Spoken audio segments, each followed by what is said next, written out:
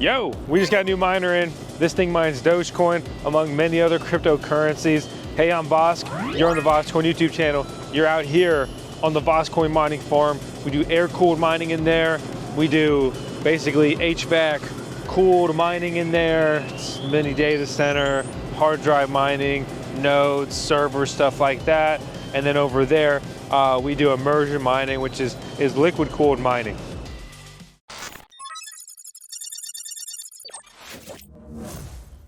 We just got the Goldshell DG Max in, and I recently ordered several miners through ASIC Marketplace. Please check out our VoskMiner D1 review, as well as our iBelink BML3. Those three miners are basically powerful, much less powerful, and then this DG Max sits right there in the middle. Several months ago, you would not have had any interest in this miner, but that was then, because Dogecoin pumped, Litecoin pumped, merge mining is taking off. There's a lot of money to be had mining these different cryptocurrencies. I think that a parabolic bull run, especially for altcoins, alt season, is still ahead of us. Look at this little nice notebook. Power cable, oh, China plug. It's worthless, we don't use those here. You could, of course, redo that plug if you really wanted to, but that's not what I'm gonna spend time doing. All right, easy button to get these things out of the box, right? This is an ASIC miner, application-specific integrated circuit miner. I was talking about the iBelink Doge miner and the Volk D1 Doge miner, and again, this sits basically in the middle, and what I mean by that is we're looking at the hash rate, the power consumption, efficiency, right? This thing earns a lot of money every day. It earns a lot more than it burns. And it's not that it's a particularly impressive mining rig. It's really because Doge and all of those other cryptocurrencies I mentioned have been pumping big time. So this is essentially a bull run miner. If the prices of these cryptocurrencies come crashing back down, then this will not be a good buy. But if you have a lot of electricity, maybe a good rate, these become pretty interesting. There's also availability. A lot of miners are getting back ordered. A lot of miners are soaring up in price, and Goldshell is so lazy that they won't even take the plastic off some of this. That's annoying. And I'm gonna leave it too to remind myself. 6.5 gigahash of script mining power. That's the ASIC mining algorithm that merge mines Litecoin, Dogecoin, right? Among other cryptocurrencies like VoskCoin, Pepe Network, Lucky Coin, Junk Coin, and all that. So this thing's pulling right now on current prices around 14 bucks a day. This will cost me $6.50 a day to run or less, leaving me with a pretty good profit margin, especially for the price you can get into these right now. It's going to be powered by Ethernet. It's got a honestly very nice small form factor. This is one of the smaller ASIC miners we've seen in honestly a minute, in a while. Attached power supply as expected, on-off switch, I like that. It has the LED power supply status indicator, helpful with troubleshooting. It's got the C19, C20 typical plug connection for miners. As we would expect with an attached power supply, especially at a whopping 3,400 watts of power consumption, you're only gonna be able to run this on 200 voltage plus. So I'm on single phase, 240 volt, easy peasy. Nothing else really stands out. We've got the model number, the serial number here, and this thing looks good to go. I love that they send a power cable with the miner. I absolutely hate that they send a worthless power cable with the miner. I don't know anyone using those plugs, at least here stateside. So I'm in Virginia. We're doing air-cooled mining here in the pod today using one of my last spots. I'm trying to pull in additional electricity for the mining farm, which will allow me to deploy more miners in there. I'm also stealing space in VoskCoin HQ. We used to call it the field building. I'm trying to stop calling it the field building because it's a building in a field. So I can steal space in there because it's cold. It's cold in Virginia, winter right now. You never know Virginia winters though. It can feel like spring real quick. But the point is, I need to get my stuff straight. I need more capacity out here for the mining farm. Looking at three-phase, looking at solar. Deploying solar on the house to get my feet wet with all that stuff, start getting some offset. But anyway, that's kind of me, that's where I'm at. So remember, this is an application-specific integrated circuit miner. This is an ASIC mining rig. All this does is mine one mining algorithm, but in this case, it does mine many different cryptocurrencies because there are many coins on that mining algorithm. So if you want to mine if you want to mine Bitcoin with this, you could, but you'd have to use something like Unmineable to basically indirectly mine it. We are an affiliate with ASIC Marketplace. I mentioned them earlier. Please consider supporting us by using our links down in the video description below and keep us rolling with all this content every day. We're also an affiliate with Goldshell, but they did not send us this miner to review. They did not, we didn't get this for free from them. At VoskCoin, after nearly a decade of work and posting a video almost every single day for like a decade, we do get miners in to review for free sometimes. And if that happens, I tell you, it doesn't change my opinion. It just provides us more opportunity and gives us more budget to do more crazy stuff and not be spending it all on miners that continue to increase and increase and increase in price. Passive income. All you need is Ethernet, which is an internet connection, and a power cable. Remotely log in, start earning. It's that simple, but it gets a little more complicated at scale. But it sure is easy to mine with just one or a couple miners. But then you have to dissipate the heat for 12 of these. Then you start needing to looking at real solutions. There's also always liquid cooled mining, immersion mining, which is pretty cool. Fog hashing C6, get 6 miners liquid cooled, overclock them if you want. Nice and clean and quiet operation. Just have to make sure you do the research and get the right fan spoofers and things like that that allow a miner to run under liquid.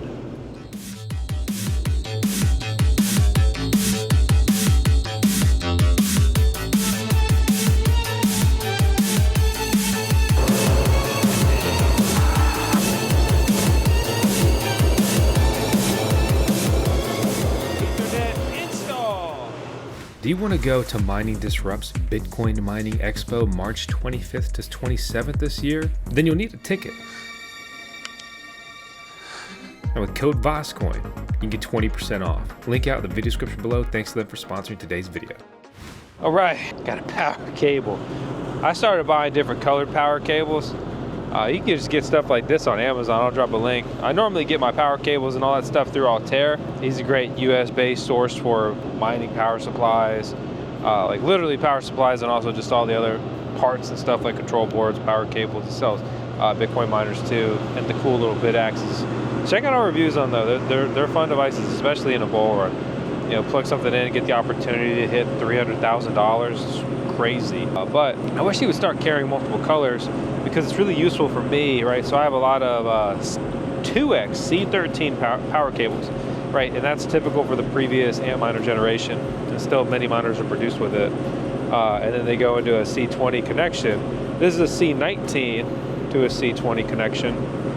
And if it's a different color at a glance, I can know that that's a different power cable, and that's the one I need. You can see I have a couple of these in here. I used to do this with red, but greens, it's not really hard green, but greens are brand colors. All right, plugged it into the PDU on the side of the digital shovel mini pod.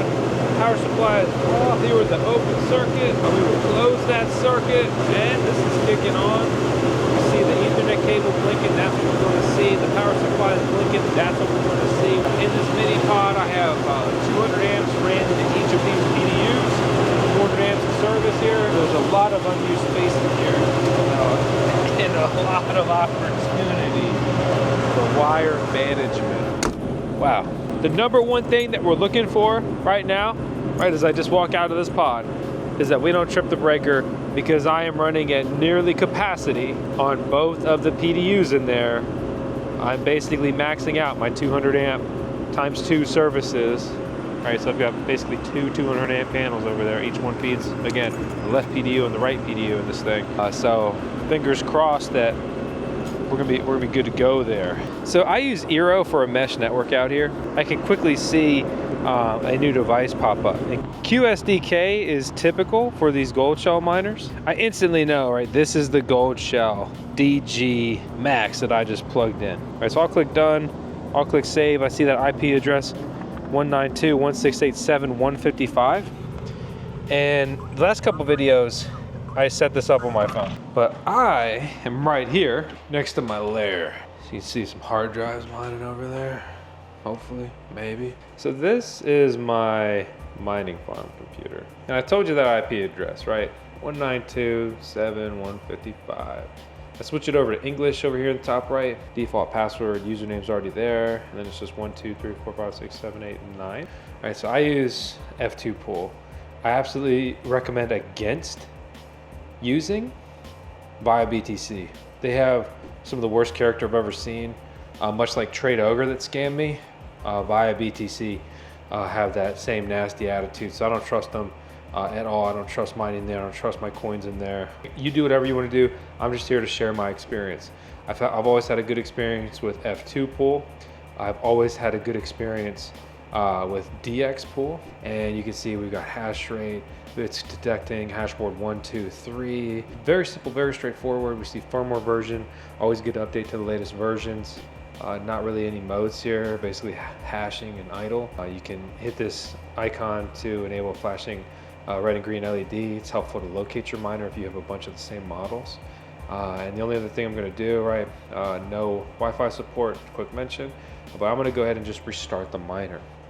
I always like to restart my miners. Maybe it's an old school habit, but I use this as an opportunity to triple check that my mining pool information is saved. If there's like a power outage or something, I'm not gonna not only get downtime with the miner, right, but it may come back up and be mining to someone else's address or the default address or test address or whatever. So I'm already reconnected to it. So the device is back online, and right now the mining software is starting. If you ever need to troubleshoot your Goldshell miner, just type /debug here in the top. You have to log in again, but from here with the debug menu, you can get the miner history. You can get all kinds of information, and it's really interesting and potentially very helpful to look at the chips and look at their temperature, and it can pretty quickly help you see if there's a problem with one of your hash boards and associated chips and so forth. Personally, I find that most of my Goldshell miners have been great. A couple have been duds. They really pushed the limits on their Caspa and Alpha miners. Those have definitely been the worst miners from them. Their early mini Doge miners could have some problems, but updating the firmware was very helpful with that, and the later releases seem to have solved those issues with the PCIe connections. Look at these cool things. Come on, hit a block. Already my miner has hit the mining pool. Obviously it's not showing the correct hash rate here just yet, but we just hooked up the DG Max and we see it here on the mining pool. It's the number one thing.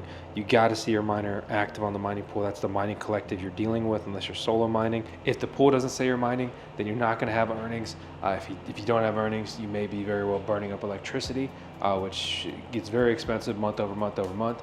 And then also just not even earning that passive income, which is why you probably set out on this journey. Initial impressions, I mean, it's what I expected. I have experience with these miners. It's good to go so far. I'm surprised by the small form factor. I really like that.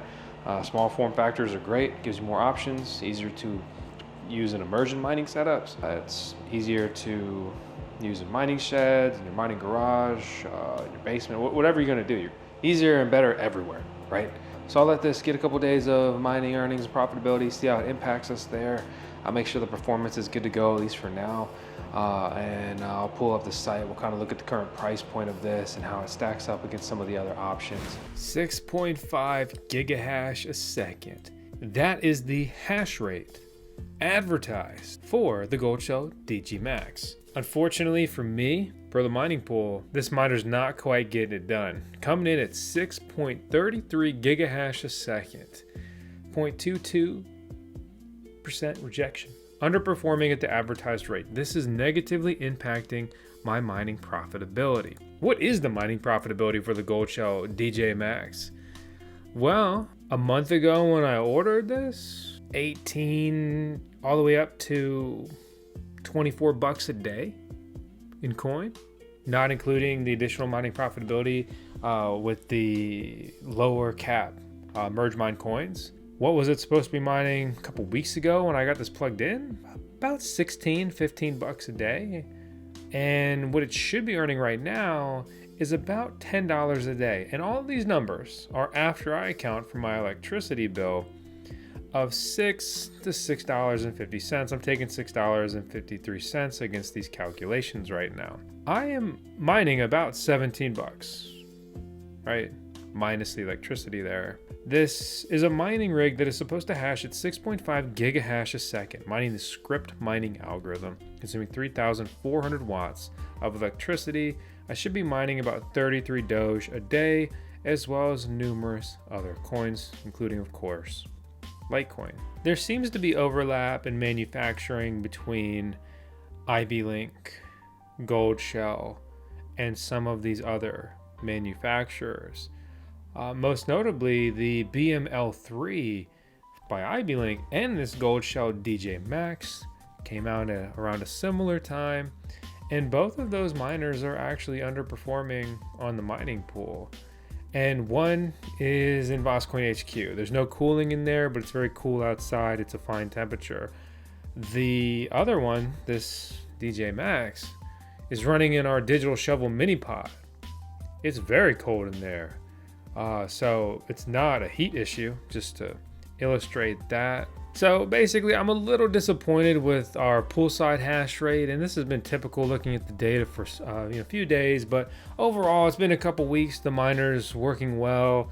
Maybe I'll try updating the firmware and see if I can get better results. But out of the box, this is the real world mining profitability. This is the real world mining performance. But not to sound too negative, this is a very profitable miner in this market.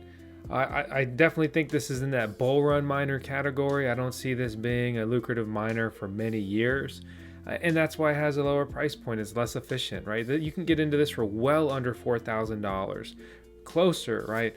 Shipped with duties included and things like that for like 3,500-ish, right? The price is changing every day. I don't know if you know that, but that's how miners work. They are a very rapidly changing price market and seldom go down. A lot of times, for some reason, it goes up in price. That's weird.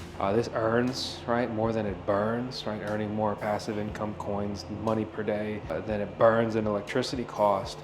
And coming in at that price point, it's much more attainable, much more affordable for many people. No, it doesn't have the performance of the Bitmain Antminer L9. That miner also costs $10,000 more than this one. So with the bull run, and I think things will continue to get better and better and better, I think that this could be a very lucrative miner in a bull run, especially if Doge is just jumping off the charts. In a couple years, I don't even expect to have this thing plugged in, and I'm okay with that. I could be wrong. Depends what the cryptocurrency prices do and the competition of mining on that front. As long as this is a good play between now and then, not every ASIC mining rig is a forever investment and relationship. And depending on its price point and performance and things like that, I could very well be okay with that. It's just devastating when you think it's going to be a really long-term miner, and then it's not. A way better miner comes out in a short time frame. But the good news is Doge has been ASIC mined for like around a decade, and that's crazy, right? And that means that there's a lot of development on that front. They've been pushing the envelope for the performance of these things for many years. And there shouldn't be some crazy model that's literally 10 times better that makes my stuff an absolute worthless brick of e-waste anytime too soon, right? So hey, I'm Vosk here on the VoskCoin YouTube channel. This is our CMO, Chief Mining Officer, also known as our CDO, our Chief Doge Officer, also known as our CCO, our Chief Cutie Officer, also known as our CTO, and you'll have to ask Grok who Tails Vosk is to find out what that one means. We ruin 10 seconds tails on every video. Thanks for tuning in. I appreciate you all. I'm thankful for the opportunity to do this stuff every day. I hope you're having a great one. I hope you've had a great year, and I hope that next year is even better for you. I'm gonna keep chasing the dream, getting after it, chasing financial freedom, and I hope you chase whatever matters to you too. Goodbye and good luck.